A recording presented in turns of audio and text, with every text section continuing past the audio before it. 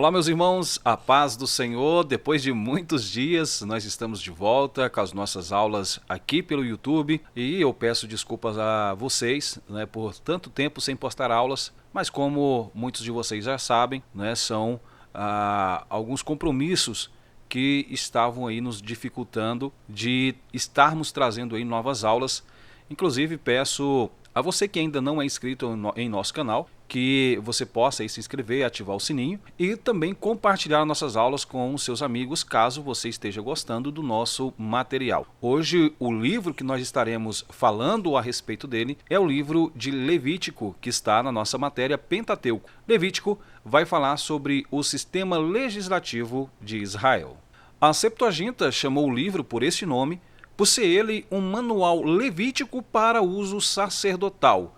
Ele possui 27 capítulos e 859 versículos.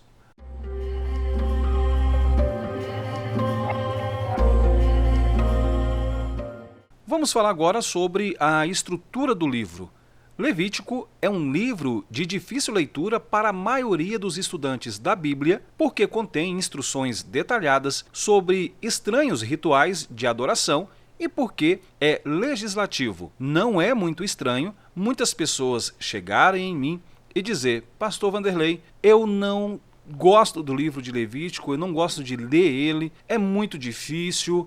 Então, nessa nossa aula, eu estarei procurando mostrar para você alguns pontos de que não é tão difícil. A questão é que muitos querem já entender no primeiro contato com o livro, muitos não entendem a estrutura do livro, os objetivos do livro. Então, quando se faz um curso básico como esse que é o nosso aqui, você já vai ter um norte para a melhor interpretação do livro, para que você possa entender o que realmente ali está escrito. Estudar a Bíblia não é tão difícil, uma vez que a Bíblia ela se explica por si só.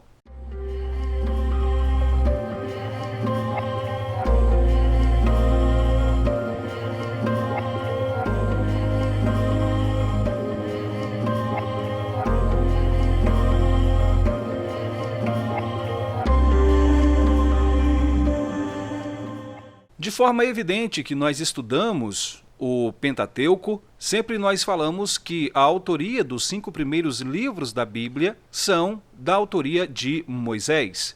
Levítico, então, está dentro dessa estrutura.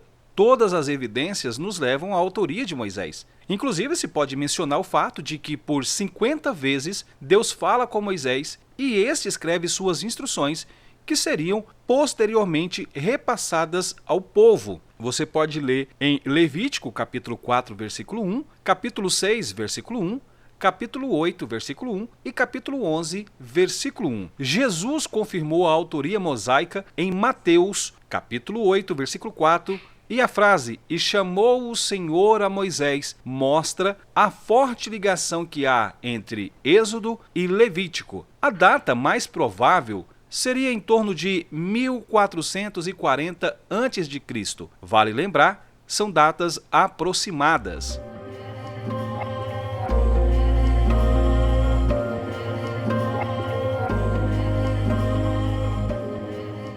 O livro abrange o período da história de Israel em que o povo estava acampado próximo ao Sinai, logo após a sua libertação. Moisés recebe as instruções do livro depois de ter recebido os 10 mandamentos e outras muitas orientações. Traz como contribuição teológica os ensinamentos sobre expiação, sacrifício e santidade.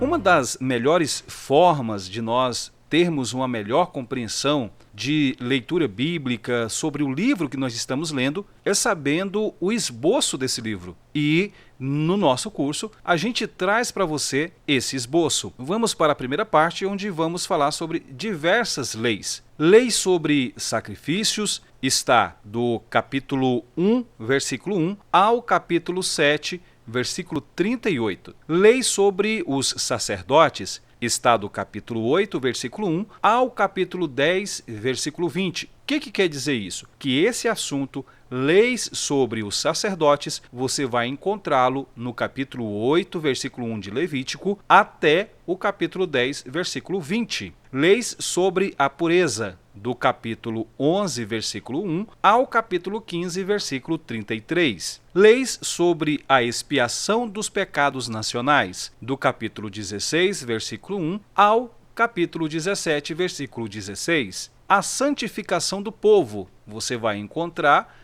no capítulo 18, versículo 1, ao capítulo 20, versículo 27. A santificação dos sacerdotes, do capítulo 21, versículo 1, ao capítulo 22, versículo 23. A santificação na adoração, capítulo 23, versículo 1, ao capítulo 24, versículo 23. A santificação na terra de Canaã, capítulo 25, versículo 1, ao capítulo 26, versículo 46. E a santificação através dos votos, do capítulo 27, versículo 1, ao capítulo 34.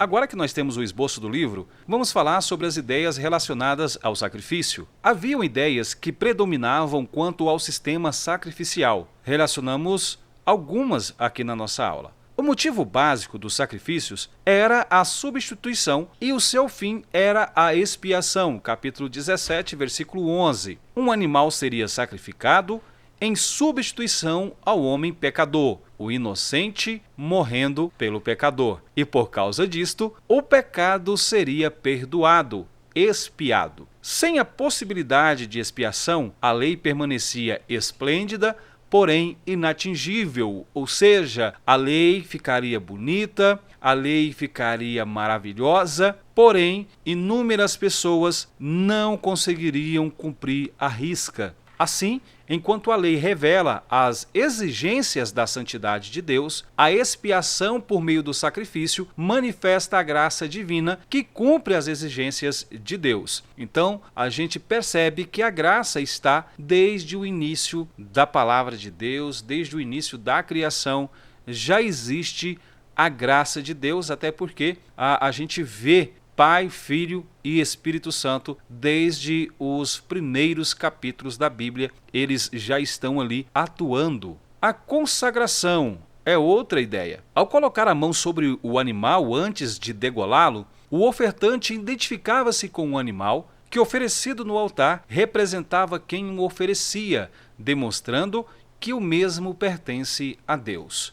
Existia a ideia da mordomia, pois ao devolver a Deus uma porção dos bens que lhe custaram tempo e trabalho, o ofertante reconhecia que tudo era do Senhor. Nós temos então no texto sagrado o servo de Deus, após o seu árduo trabalho, após o fruto do seu trabalho, ele pegava uma porção e levava como oferta em gratidão a Deus, porque ele reconhecia que tudo era do Senhor. Não é anormal nós ouvirmos muitas pessoas dizerem que Deus não precisa de dinheiro, Deus não precisa disso, Deus não precisa daquilo. Mas a gente vê desde o início da palavra de Deus, desde os primórdios, da fé, a gente percebe que as pessoas tinham prazer em ser ofertante. Muitas pessoas, quando perguntam a respeito de é certo devolver o dízimo ou é errado, algumas dessas pessoas estão caçando pretexto para não serem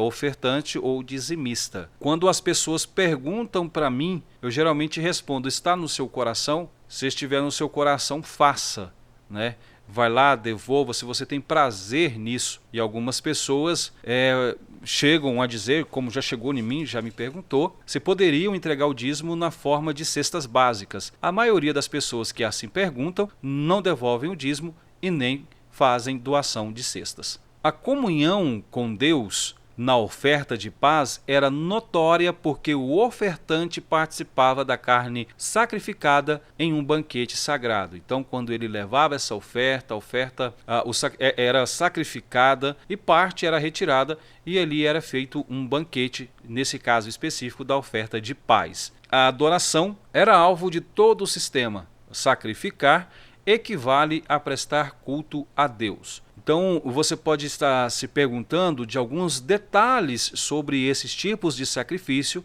Mais uma vez, quero lembrá-lo que nós estamos no curso básico de teologia e temos também uma hierarquia nos cursos. Nós temos o curso básico, curso médio e curso bacharel em teologia. Cada etapa dessa você vai se aprofundando mais. Nós estamos apenas no esboço da teologia, ou a gente falar a respeito de texto, a gente está no esqueleto do texto, a gente está mais precisamente no esboço mesmo. Então, você aprende o básico e depois você vai se aprofundando mais em temas mais específicos. Você quer saber sobre sacrifício, você vai estudar mais a respeito de determinado sacrifício e ali você vai aprofundando os seus estudos. Um exemplo básico disso é que a gente estudar teologia, um exemplo no livro de Salmos, a gente vai ter ali um esboço daquele material. Mas se a gente for estudar mais a fundo, eu, por exemplo, tenho um comentário do livro de Salmos, que são 3 volumes, equivalente a 1000 páginas cada um. Então ali foi um estudo aprofundado, um estudo exegético, apologético do livro de Salmos, que resultou em 3 volumes, em média 1000 páginas cada um, de Charles Spurgeon. Tá? Então é preciso respeitar esse processo. Tá?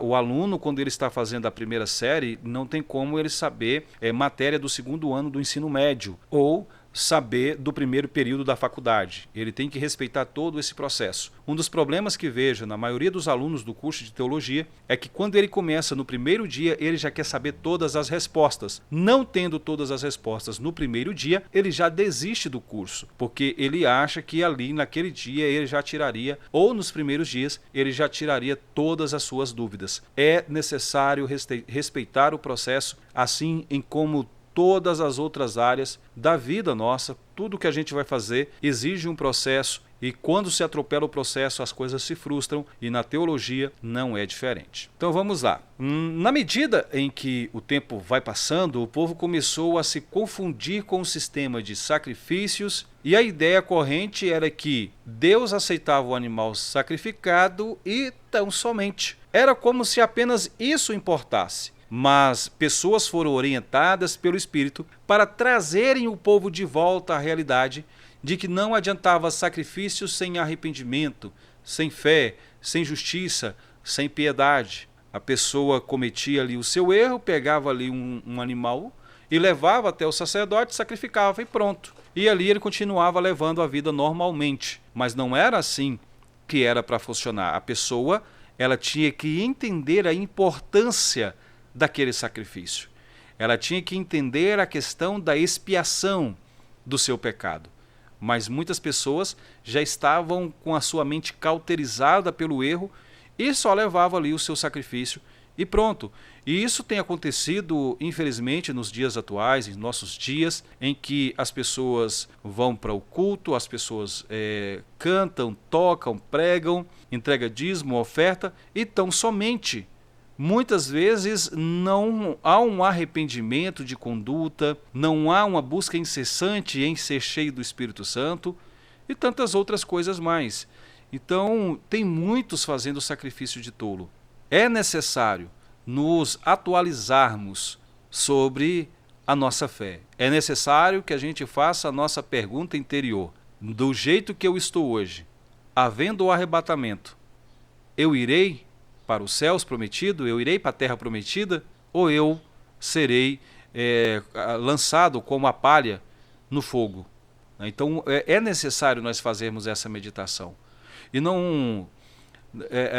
o pastor não é quem vai dizer isso para você, não é seu pai, não é sua mãe. Muitos de nós temos a certeza do pecado que nós estamos cometendo contra Deus. Nós sabemos, mas nós procuramos argumentos para defender a nossa prática. E isso não adianta. Não adianta eu tentar encaixar o meu erro dentro de um texto bíblico para me defender. O texto bíblico ele tem o seu alvo, o texto bíblico ele tem o seu contexto e não adianta você querer pegar texto bíblico para defender a sua prática errada ou também eliminar texto bíblico para defender a sua prática. Não, esse texto aqui foi escrito para fulano, para fulano e para fulano, não serve para mim. Se está na Bíblia, algo tem a te ensinar, tá bom? as causas que acarretaram na vida daquela pessoa também pode acontecer na sua.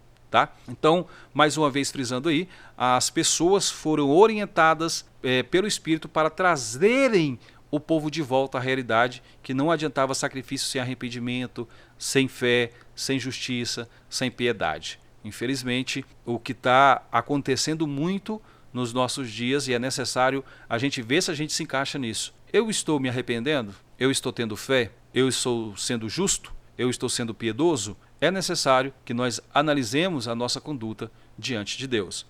Nós vamos encontrar textos relacionados a esse assunto no primeiro livro de Samuel, capítulo 15, versículo 22, Salmo 51, versículos 16 e 17, Isaías, capítulo 1, versículo 11 ao 17 e Miqueias, capítulo 6, do versículo 6 ao 8.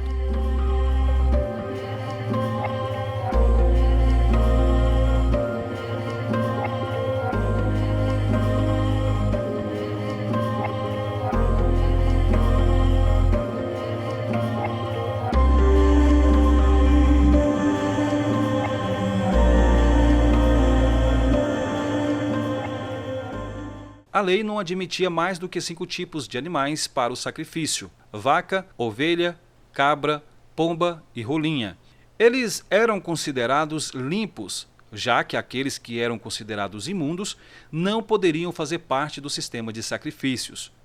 Perceba que os animais sacrificados eram tidos como domésticos, ou seja, tinham valor para o dono, valor monetário, mas acima de tudo sentimental. Esses animais deveriam ser sem defeito. Então nós temos animal doméstico, alto valor monetário e também sem defeito. Não ia levar para a casa de Deus, não ia levar para o sacrifício um animal manco, um animal sem um membro, um animal com a asa quebrada. Não, tinha que ser sem defeito, tá? Tinha que ser sem defeito.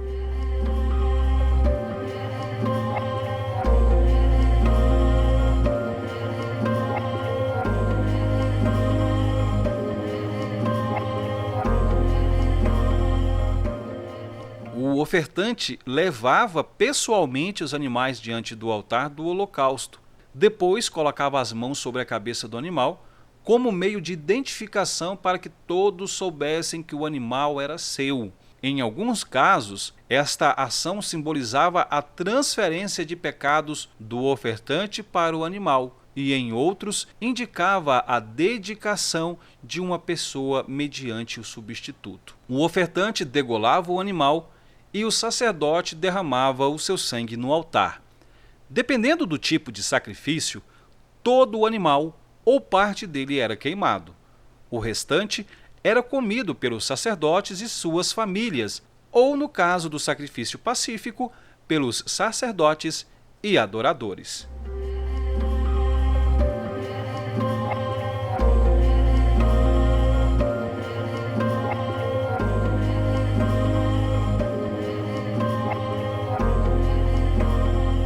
O holocausto se destacava entre os demais porque o animal oferecido era totalmente queimado no altar.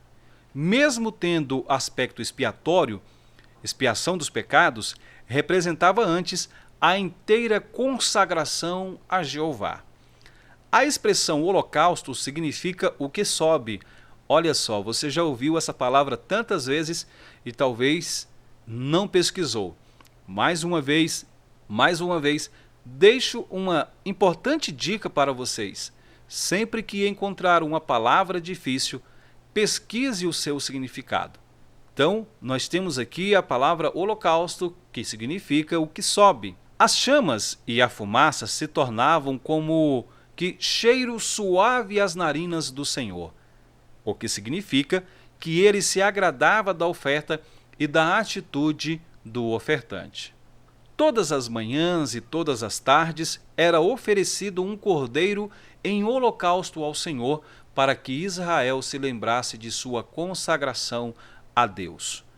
Êxodo, capítulo 29, versículo 38 ao 42. Aos mais pobres era permitido o sacrifício de rolinhas ou pombos em substituição ao novilho.